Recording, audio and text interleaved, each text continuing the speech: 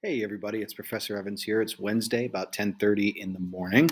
And at this point, hopefully you've had a chance to start thinking about and responding to the week 4 discussion board. I want to talk about that a little bit. So the week 4 discussion board asks you to apply the idea of theme, so a big lesson or a message, to everyday life. So it says we have now come to the halfway part of the course. We have all read and reviewed a number of different types of literature.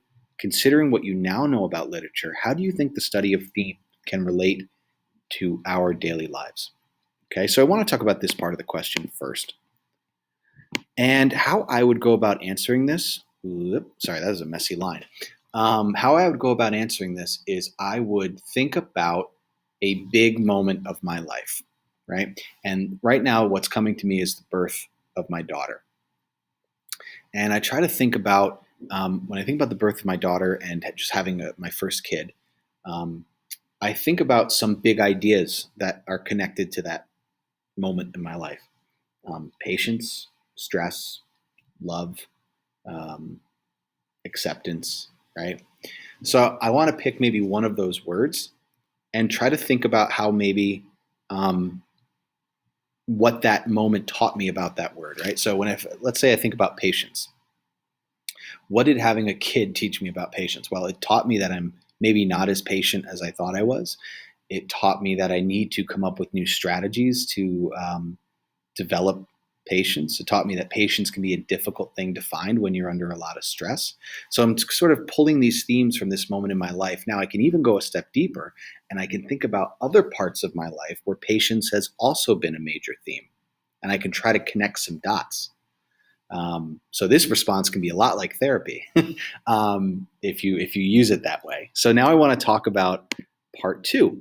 Select one of the works of literature from the first 4 units to support your answer. Also, make sure to analyze the theme of that story and how the implications that work of literature may have on your daily life. So basically, what you're doing now is you're connecting the ideas you pulled from your daily life. In my case, patience, love, flexibility, and you're trying to connect it to another piece. If you can't quite connect the theme, try to connect some other similarity. But what's really important here is also make sure to analyze the theme of that story. So, what's the theme of that plays a role in your life? And then what's the theme of this text? All right, so there's a lot going on in this response. So it's really broken down into a couple different sections: theme of your life, um, the text that you're going to connect it to, analyzing the theme of that story, and then any connections that has on your daily life. So it's really 4 parts to this discussion board. Okay. Next thing I want to talk about with you guys is your research essay. Okay. So your research essay asks you the question, guys, my underlining is terrible. Who is Harper Lee and how is her life reflected in To Kill a Mockingbird?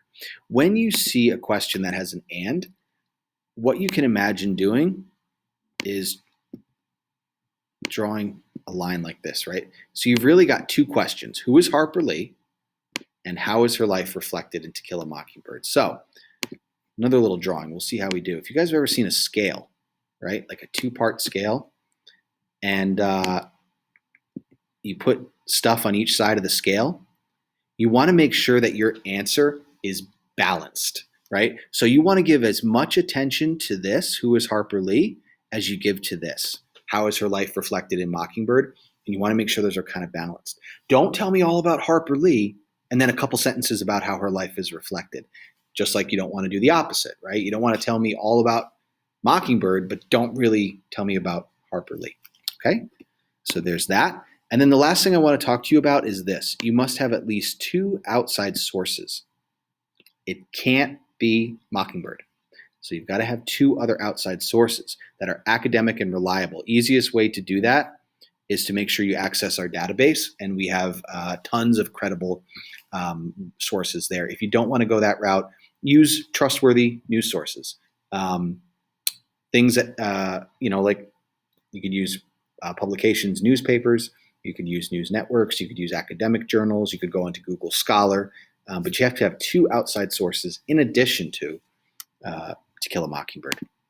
So that's it for now, everybody. And I hope your weeks are going well.